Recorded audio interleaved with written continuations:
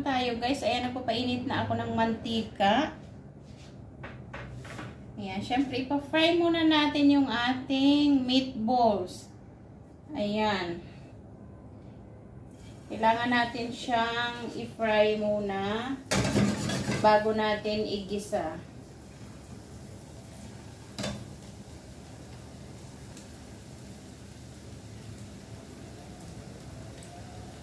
Kailangan painitin nyo na yung mantika nyo guys bago nyo ilagay yan.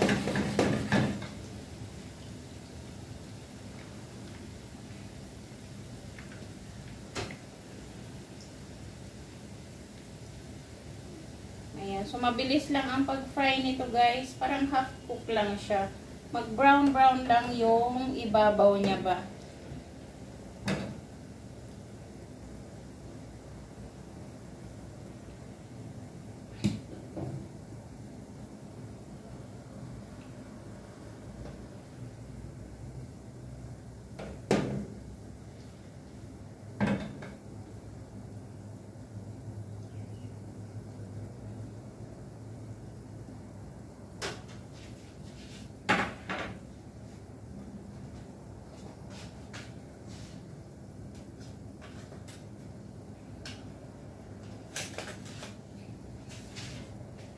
Siyempre, ihalo natin para hindi masunog yung ilalim guys. Kailangan pantay ang pakaluto.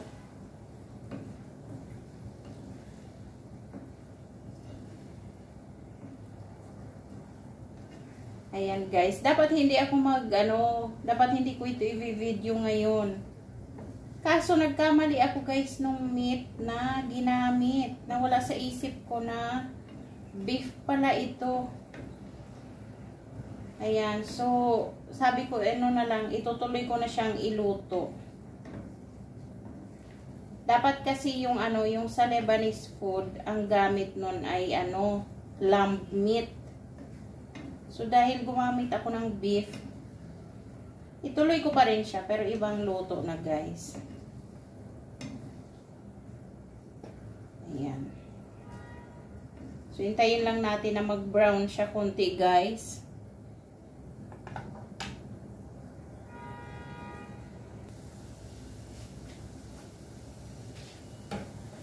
Ayan guys, brown na yung ating meatballs. Pwede na natin siyang hanguin.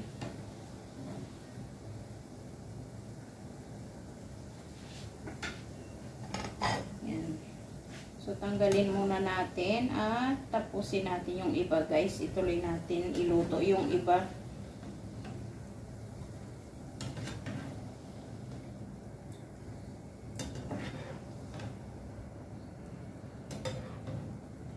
Super init ngayon guys. Kitang-kita yung init sa labas. So ayan na po ang ating meatballs. Ayan. So ituloy ko lang itong natitira pang konti. Ayan. Tapos mag-start na tayong mag-gisa.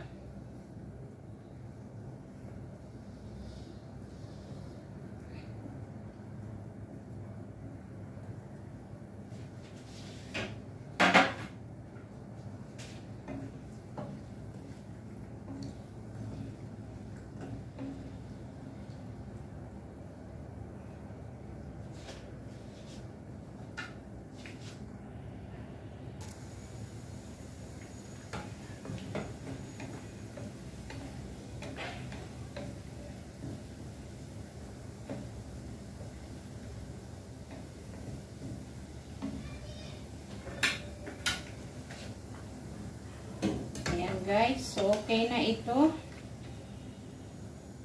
Hanguin na natin. Bali, half kilo lang ito guys.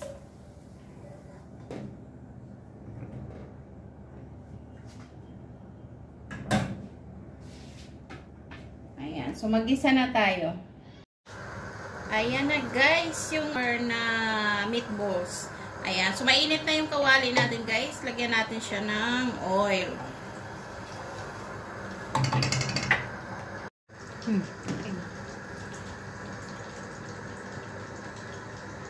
Ayan Guys, pag mainit na yung ating oil, lagyan natin ng 1 teaspoon na garlic puree.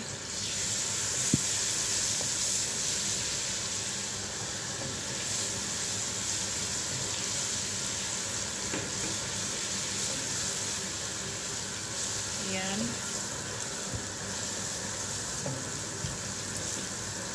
Hintayin natin na mag-brown yung bawang, guys. Ayan, pino naman po yan, kaya madali lang. Tapos ilagay natin yung ating onion. White onion. 2 white onion. Tapos 2, anong tawag nito sa atin? Sa atin, tawag nito red onion. Pero dito sa Lebanon, guys, Indian onion ang tawag dyan. Ayan, masarap yan, guys.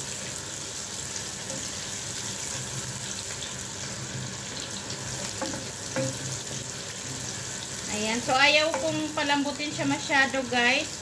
Half cook lang. Kasi mas masarap yung sibuyas kapag crunchy siya, guys. Siyempre, ilagay natin yung ating meatballs na fry na yan.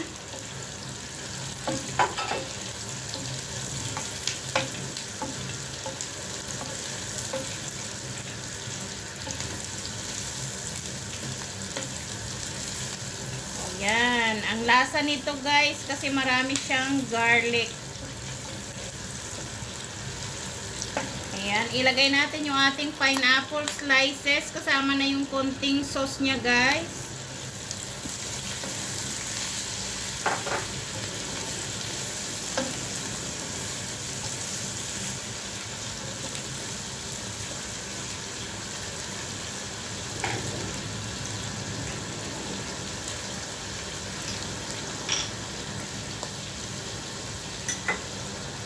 Ayan, maglalagay tayo ng soy sauce. Ayan.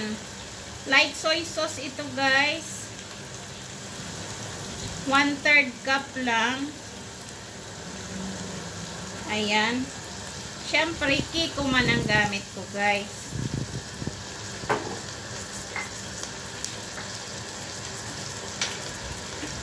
Ayan. Maglalagay tayo ng white vinegar. Ayan, 1/4 lang na white vinegar, guys.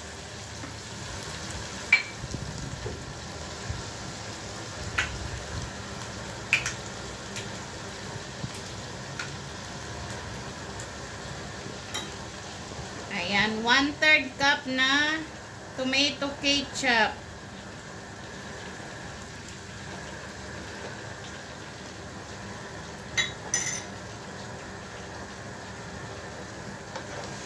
Ihalo-halo natin yan.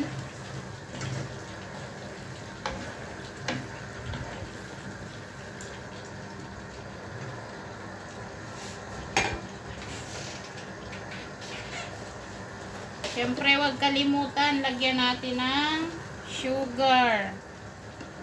Kasi sweet and sour nga, guys. Ayan, 1 tablespoon. Tikman nyo muna, guys, kung tama ang lasa.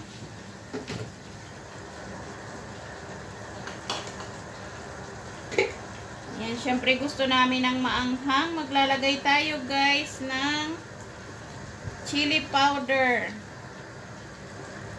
Ayan, 1/4 lang yan, guys. 1/4 or 1/8. Nasa sa inyo kung gaano ang gusto nyo ilagay. 1/4 teaspoon lang yun. Syempre, huwag kalimutan yung ating black pepper powder. 1/4 teaspoon din.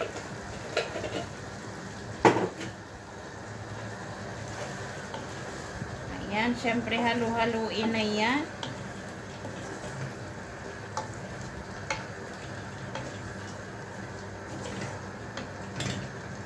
Ayan, guys, syempre titikman natin kung tama ang kanyang timpla.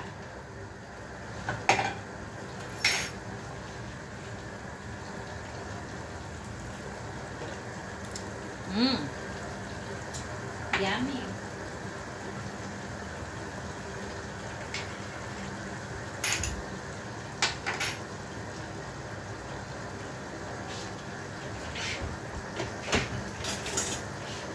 Ayan guys, pag-aagawin natin, so maglalagay tayo ng 1 tablespoon na fish sauce or patis.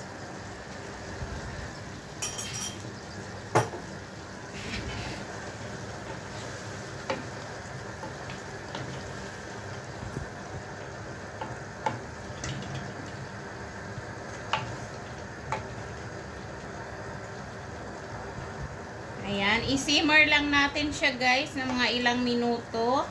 Tapos mamaya ilalagay natin yung ating bell pepper guys.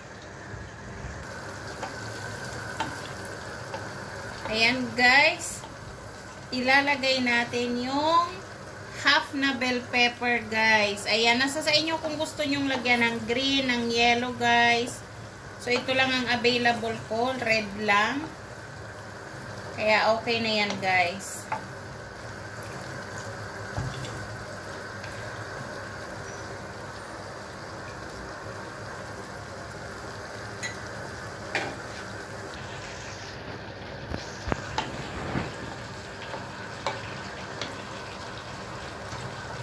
Ayan guys, dahil luto na yan, ilagay na natin yung ating green onion. Ayan, wow, ang sarap.